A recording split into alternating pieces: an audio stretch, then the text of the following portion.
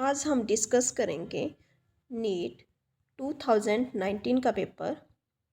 इसमें question number first दिया हुआ है, the number of sigma and pi bonds in pent 2 en 4 yne is. Sigma and pi bonds हमने calculate करने हैं। पेंट का मीनिंग होता है 5 कार्बन एटम्स। स्ट्रक्चर्स बनाएंगे 1 2 3 4 एंड 5 कार्बन एटम्स। नंबरिंग करेंगे 1 2 3 4 एंड 5। सेकंड, कार्बन के साथ इन लिखा हुआ है। इन का मीनिंग होता है डबल बॉन्ड, 1 सिग्मा बॉन्ड होता है एंड 1 पाई बॉन्ड होता है। आगे 4 आइन, आइन का मीनिंग होता है ट्रिपल बॉन्ड, 1 सिग्मा बॉन्ड होता है and 1 pi bond, 2 pi bonds होते हैं। तो सेकंड के साथ डबल बॉन्ड लगाएंगे, 4 कार्बन के साथ ट्रिपल बॉन्ड लगाएंगे। अब यहाँ पे वैलेंसी कंप्लीट करेंगे कार्बन की वैलेंसी होती है 4। जहाँ पे कार्बन की वैलेंसी 4 नहीं है वहाँ पे आप उतने ही हाइड्रोजन एटम अटैच कर दीजिए। फर्स्ट कार्बन के साथ 1 सिग्मा बॉन्ड है तो यहाँ पे हम अटैच करेंगे 3 हाइड्रोजन एटम्स, 4 हो जाएंगे।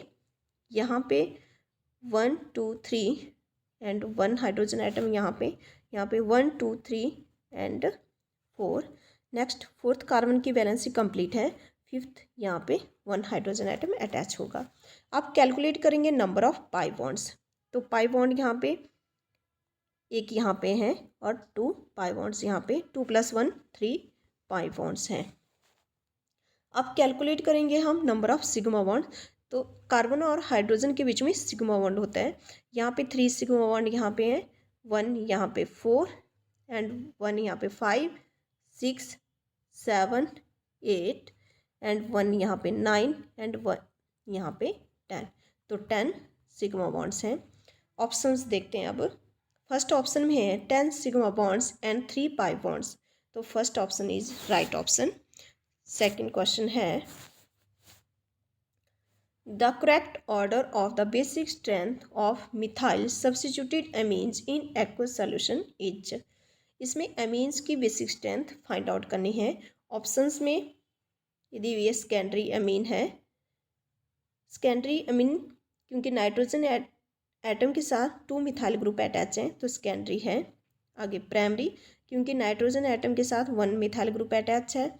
आगे टर्सरी क्योंकि नाइट्रोजन एटम के साथ 3 मिथाइल ग्रुप अटैच हैं, tertiary.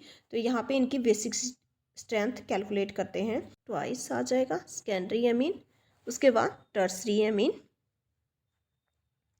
NCH3, thrice methyl group attach हो जाएंगे, ये टर्सरी एमीन है। तो फर्स्ट इफेक्ट है positive I effect. Positive I effect का मीनिंग है कि जितने ज़्यादा मिथाइल ग्रुप अटैच होंगे नाइट्रोजन एटम के साथ उतना ही ज़्यादा पॉजिटिव आई इफेक्ट होगा और उतनी ही ज़्यादा बेसिसिटी होगी एमीन की। तो यहाँ पे टर्सरी एमीन में 3 मिथाइल ग्रुप अटैच है नाइट्रोजन एटम के साथ, तो टर्सरी एमीन की बेसिसिटी ज़्यादा है। उसके बाद सेकेंडरी एमीन, उसके बाद प्राइमरी एमीन। उसके बाद आता है सेकंड इफेक्ट यहाँ पे हाइड्रोजन बॉन्डिंग।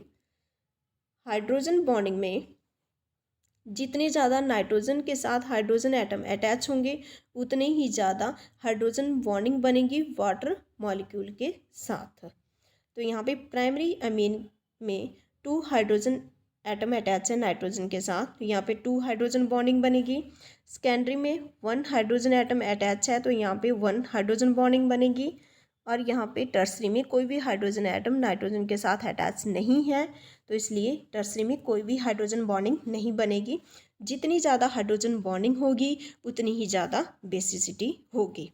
तो यहाँ पे primary amine is more basic than secondary amine and then tertiary amine. Next effect है स्टीरिक इफेक्ट। स्टीरिक इफेक्ट का मीनिंग होता है हिंड्रेंस, रुकावट। तो जितना कम मिथाइल ग्रुप अटैच होंगे नाइट्रोजन एटम के साथ उतनी ही कम स्टीरिक हिंड्रेंस होगी। स्टीरिक हिंड्रेंस कम होगी तो बेसिसिटी ज़्यादा होगी। तो यहाँ पे प्राइमरी अमीन के साथ सबसे कम मिथाइल ग्रुप अटैच हैं, तो बेसिसिटी प्राइमरी अमीन की ज़्यादा होगी, फिर सेकेंडरी की, फिर टर्सरी अमीन की। इन तीनों फैक्टर्स को अगर हम कंक्लूड करें बेसिसिटी, तो हमारे पास रिजल्ट आता है सेकेंडरी अमीन की ज़्यादा है प्राइमरी अमीन से, उसके बाद टर्सरी अमीन। अब हम कैलकुलेट करते हैं, ऑप्शंस में देखते हैं। अब ऑप्शंस में secondary amine, primary amine and tertiary amine, तो फर्स्ट ऑप्शन राइट ऑप्शन है। नेक्स्ट क्वेश्चन है, which one is malachite from the following. इनमें से कौन सा मालाकाइट है। फर्स्ट ऑप्शन है CuFeS2, इसे कॉपर पायराइट कहा जाता है, ये कॉपर का मिनरल होता है। सेकंड है CuOH ट्वाइस। थर्ड है Fe3O4, इसे मैग्नेटाइट कहा जाता है, ये आयरन का मिनरल होता है। फोर्थ ऑप्शन है CuCO3, CuOH ट्वाइस, इसे मालाकाइट कहा जाता है, तो आपकी राइट ऑप्शन है फोर्थ ऑप्शन।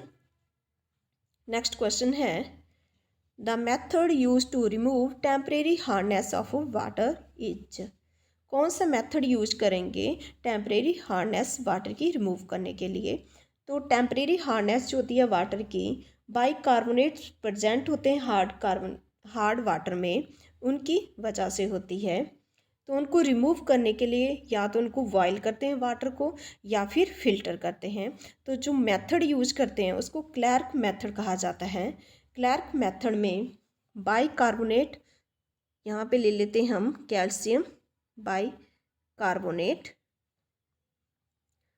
कंबाइंड होगा लाइम के साथ CaOH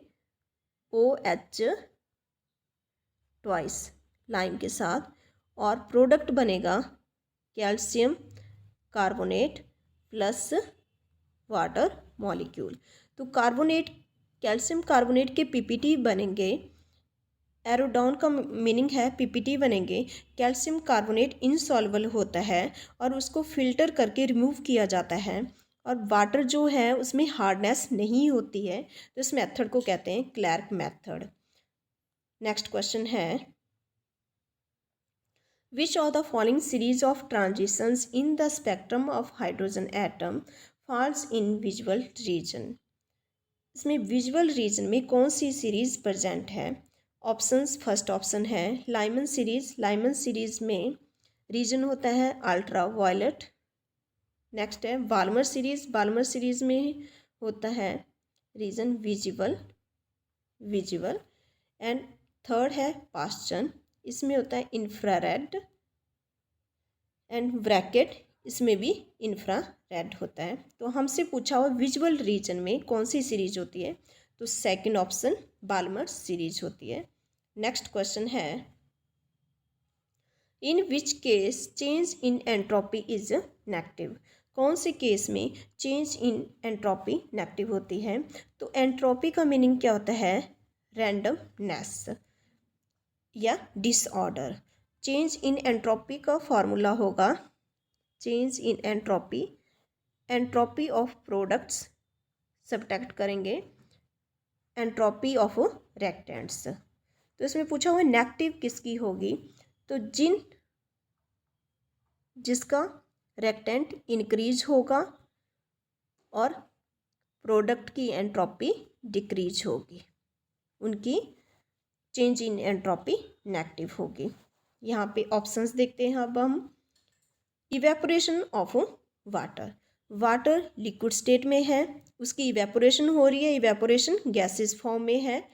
तो एंट्रोपी जो है, पहले तो यहाँ पे डिस्कस कर लेते हैं। सॉलिड की एंट्रोपी लेस होती है देन लिक्विड देन गैस से। अब यहाँ पे लिक्विड की एंट्रोपी जो है लेस है, लिक्विड की एंट्रोपी लेस है। लिक्विड यहाँ पे रिएक्टेंट है, लेकिन यहाँ पे तो रिएक्टेंट की इंक्रीज होनी चाहिए थी, तो ये ऑप्शन रॉन्ग ऑप्शन है। नेक्स्ट है expansion of a gas at constant temperature.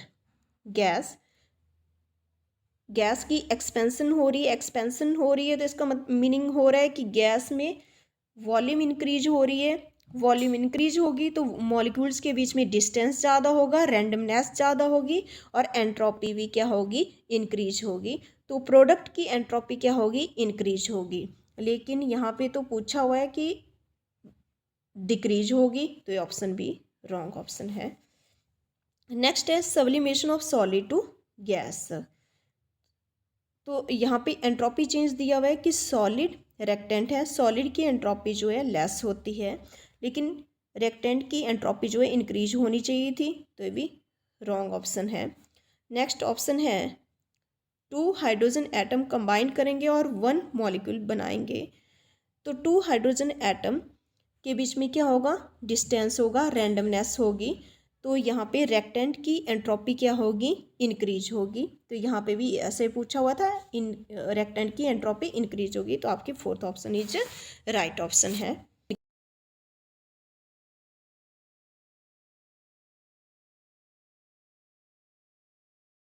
तो नेक्स्ट क्वेश्चन है which of the following is an amphoteric hydroxide. इनमें से कौन सा हाइड्रोक्साइड जो है एम्फोटेरिक है। एम्फोटेरिक का मीनिंग होता है जो एसिड और बेसिक दोनों होते हैं हाइड्रोक्साइड, उनको एम्फोटेरिक हाइड्रोक्साइड कहा जाता है। तो ऑप्शंस में, सभी ऑप्शंस में यहाँ पे अल्केलाइन अर्थ मेटल्स दिए हुए हैं। अल्केलाइन अर्थ मेटल्स में सबसे टॉप पे आता है बेरिलियम, उसके बाद मैग्नीशियम, उसके बाद कैल्शियम, फिर स्ट्रोंटियम आता है। तो डाउन द ग्रुप हाइड्रोक्साइड की बेसिसिटी जो है इंक्रीज होती है। यहाँ पे स्ट्रोंटियम की बेसिसिटी जो है इंक्रीज है और बेरिलियम की बेसिसिटी डिक्रीज है, बेरिलियम की बेसिसिटी डिक्रीज है। लेकिन यहाँ पे बेरिलियम का एसटी करैक्टर होता है क्योंकि बेरिलियम का साइज लेस है और आयोनाइजेशन एनर्जी इंक्रीज है, उसी वजह से बेरिलियम का एसटी करैक्टर भी होता है। तो यहाँ पे बेरिलियम हाइड्रोक्साइड जो एम्फोटेरिक है, fourth option is right option. Question number 8 which of the following species is not stable. इनमें से कौन सा स्पीसीज जो है स्टेबल नहीं है। इन सभी सेंट्रल मेटल एटम में कार्बन ग्रुप के हैं, तो कार्बन ग्रुप में सबसे पहले टॉप पे आता है सिलिकॉन, उसके बाद जर्मेनियम, उसके बाद tin. Down the group size जो है इंक्रीज होता है। तो फर्स्ट ऑप्शन में सिलिकॉन जो है 6 फ्लोरीन एटम के साथ जो है ज्योमेट्री बना रहा है। तो यहाँ पे सभी ऑप्शंस में 6 एटम्स हैं, तो 6 एटम्स ऑक्टाहेड्रल ज्योमेट्री बनाएंगे। फर्स्ट ऑप्शन में साइज कम है सिलिकॉन का, लेकिन फ्लोरीन एटम का भी साइज कम है, तो सिलिकॉन एटम जो है 6 फ्लोराइड एटम जो है ज्योमेट्री एडजस्ट हो सकती है, तो ये कंपाउंड स्टेबल है। लेकिन फोर्थ ऑप्शन में सिलिकॉन का साइज कम है, लेकिन 6 क्लोराइड एटम का साइज जो है मोर है, तो सिलिकॉन एटम जो है 6 क्लोराइड एटम के साथ ज्योमेट्री नहीं बना सकता है, स्टेबल नहीं है। तो फोर्थ ऑप्शन यहाँ पे राइट ऑप्शन है।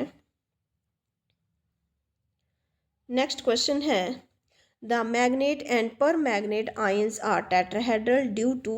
Magnet and permanganate ion जो है टेट्राहेड्रल हैं, किसकी वजह से, इसको कैलकुलेट करेंगे। यहाँ पे पर मैग्नेट आयन की ज्योमेट्री बनाएंगे हम। पर मैग्नेट आयन का फार्मूला होता है MnO4 नेगेटिव। तो ज्योमेट्री में यहाँ पे होगा manganese, fourth oxygen atom attach हैं, 1 2 3 एंड 1 4। यहाँ पे सभी ऑप्शंस में पाई बॉन्डिंग के बारे में डिस्कस किया हुआ है, तो हम यहाँ पे डिस्कस करेंगे मैग्नीज और ऑक्सीजन एटम की पाई बॉन्डिंग के बारे में। ऑक्सीजन की इलेक्ट्रॉनिक कन्फिग्रेशन होती है 1s2 2s2 एंड 2p4, इसमें p ऑर्बिटल है। एंड मैग्नीज की होती है आर्गन 3d5 एंड 4s2, तो मैग्नीज में 3d ऑर्बिटल होता है। तो पाई बॉन्डिंग जो है ऑक्सीजन के p ऑर्बिटल के बीच में और मैग्नीज के d ऑर्बिटल्स के बीच में बनेगी। तो ऑप्शंस देख लेते हैं अब हम। फर्स्ट ऑप्शन है the pi bonding involves overlap of p orbitals of oxygen and d orbitals of manganese, तो ये राइट ऑप्शन है। Second there is no pi bonding, wrong option है। थर्ड ऑप्शन है the pi bonding involves overlap of p orbitals of oxygen with p orbitals of manganese. तो यहाँ पे d orbital था। Next है fourth option, the pi bonding involves overlap of d orbitals of oxygen with d orbitals of manganese. तो यहाँ पे oxygen का p orbital था। तो फर्स्ट ऑप्शन आपकी यहाँ पे राइट ऑप्शन होगी। नेक्स्ट क्वेश्चन है, identify the incorrect statement related to PCl5 from the following. Incorrect statement हमने यहाँ पे बतानी है। इनकरेक्ट स्टेटमेंट कौन सी है? तो पहले यहाँ पे PCl5 का स्ट्रक्चर बनाते हैं। PCl5 की ज्योमेट्री जो है ट्राइगोनल बाइपिरामिडल होगी। यहाँ पे 3 क्लोरीन एटम अटैच हैं, Cl एंड यहाँ पे Cl एक्सियल पोजीशन पे, यहाँ पे Cl। 3 chlorine atom equatorial position पे हैं, इक्वेटोरियल पोजीशन पे, and 2 chlorine atom axial position पे हैं। तो इक्वेटोरियल और इक्वेटोरियल पोजीशन में बॉन्ड बनता है 120 डिग्री का, एंड एक्सियल और एक्सियल पोजीशन में बॉन्ड बनता है 180 डिग्री का, एंड एक्सियल और इक्वेटोरियल के बीच में बॉन्ड है 90 डिग्री का।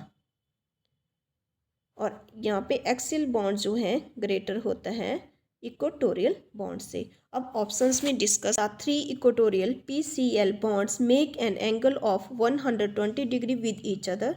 राइट ऑप्शन है भी। The 2 axial PCl bonds make an angle of 180 degree with each other, ये भी राइट ऑप्शन है। Axial PCl bonds are longer than equatorial PCl bonds, ये भी राइट ऑप्शन है। फोर्थ है PCl5 molecules is non reactive, तो ये wrong option है, हमसे यही पूछा गया था। थैंक्स।